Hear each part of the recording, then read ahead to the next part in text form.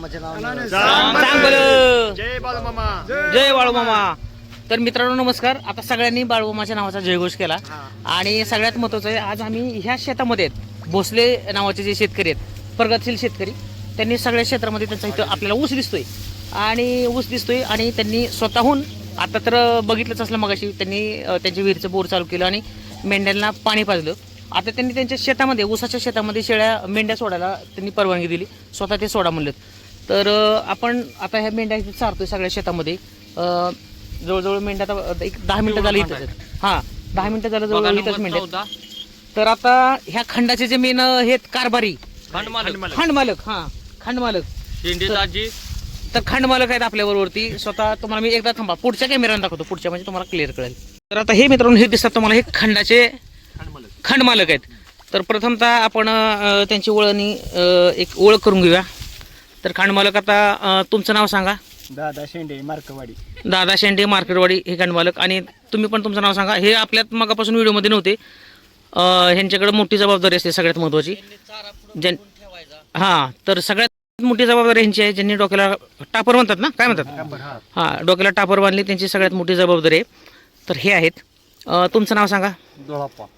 धुळाप्पा. नुसतं शॉर्टकटच. बरं धुळाप्पा त्यांचं नाव आहे. त्याच्यानंतर दुसरे तुमचं नाव सांगा.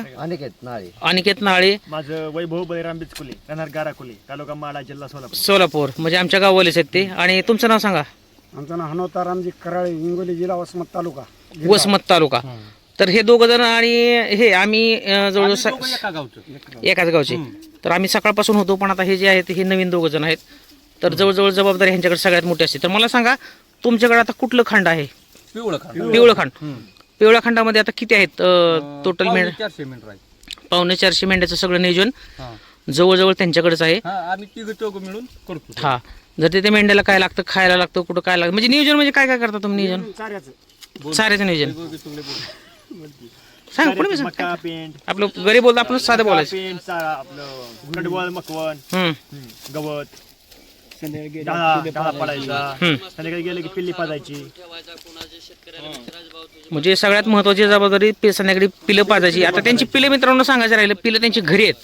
काय काय गावणी आहेत मेंढ्या, काहींना पिलं झालेली आहेत. आणि ती पिलं जी आहेत ती त्यांची सगळ्यांची पिलं भरपूर असतील ना तिथं. तर मित्रांनो हे निस्वार्थपणे म्हणजे कुठलाही काय म्हणतात त्याला अपेक्षा न ठेवता फक्त बाळूमामाची भक्ती करतात, सेवा करतात. हे सगळ्यात महत्वाचं आहे. आणि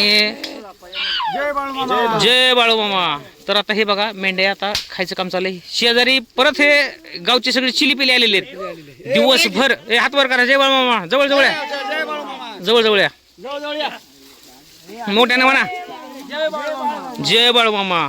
तर हे दिवसभर मेंढ्या राखतात, हे सुद्धा मदत करतायत. होय राहू ना तर बसायची.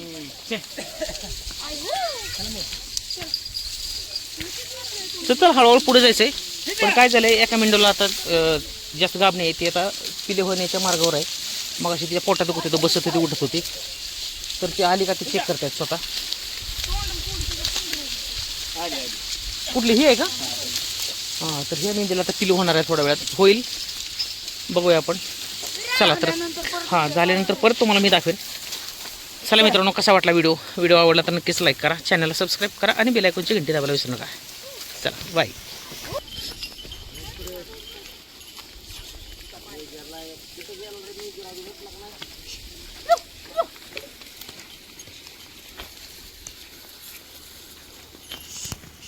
तर मित्रांनो मका बघा किती मोठी आहे, जवळजवळ डोक्याला मका लागते आमच्या.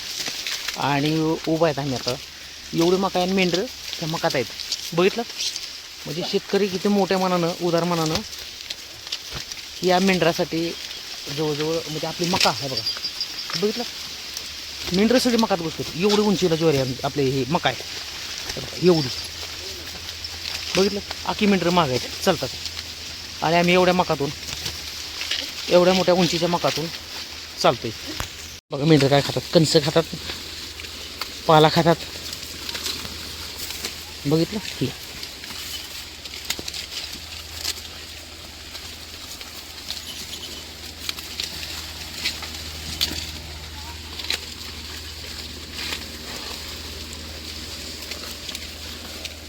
असं आहे मित्रांनो. बाळूमामा तरी भरभरून देणार त्यांना, भरभरून म्हणजे भरभरून देणार. आमच्या खंडात एक 4 महिने झाले त्याला बोलता येत नसेल, हम्म. तर आता बोलायला लागलं 4 महिन्यामध्ये. नाही तर ऊ करीत गेलं. बोलायचं 10वी शिकलेलं. 10वी शिकलो होतं. हा 10वी शिकलेलं आहे. 4 महिने झालं खंडात आमच्या. 4 महिने झाले ते खंडामध्ये होते, त्याला बोलता येत नव्हतं. पण आता बोलता आलं. म्हणजे खंडामध्ये मेंढ्या राखायला आलं का? हा मेंढ्या राखायला दुसऱ्या खंडात गेला. बघा बघा, म्हणजे ते खंडामध्ये मेंढ्या राखायला आलं होतं. म्हणजे बाळूमामाची एवढी ताकद आहे, एवढी जर भक्ती केली चांगली, हा मना भावातून भक्ती केली बाळूमामा पावणारच. हृदयातून जर भक्ती केली तर 100% बाळूमामा पावणारच. हे ह्यांचा अनुभव सांगतोय. बाळूमामाचं. एवढी ताकद आहे बाळूमामाच्या त्या आपण केलेल्या भक्तीमध्ये. तर मित्रांनो, भक्ती करा. हे बघा मेंढ्या बघा, खाय का भरपूर खातात. त्यांना आवडीचा पदार्थ सापडला, आवडीचं हे वनस्पती सापडली. धानाशिवाय आम्ही खात करत नाही. हम्म. आता पाणी झालं आमच्या सोबत, अजून धानाशिव नाहीच. हा, उभ्या धानामध्येच मेंढ्या आहेत. हा. म्हणजे शेतकरी काय बनणार? कुठल्या पडकामध्ये घातली नाहीत, कुठल्या काही नाही, फक्त उभ्या धानामध्येच बाळूमामाच्या ह्या सगळ्या मेंढ्या आहेत. बघितलं असेल. ज्वारी मक्का. बघा ही आता ही एवढी मोठी मका आहे, एवढी भारी मका आली, तरीसुद्धा ह्या मेंढ्या या शेतकऱ्यांनी इथं ह्या त्यांच्या ह्या पिकामध्ये घातले. आणि ते काय म्हणणार बी नाहीत, बोलणार बी नाहीत, काहीच नाही. कारण बाळूमामा त्यांना अनेक भरभरून देणार आहेत. आपला ब्लॉग इथं थांबूया. पुढचा नेक्स्ट ब्लॉग थोड्याच वेळात येईल.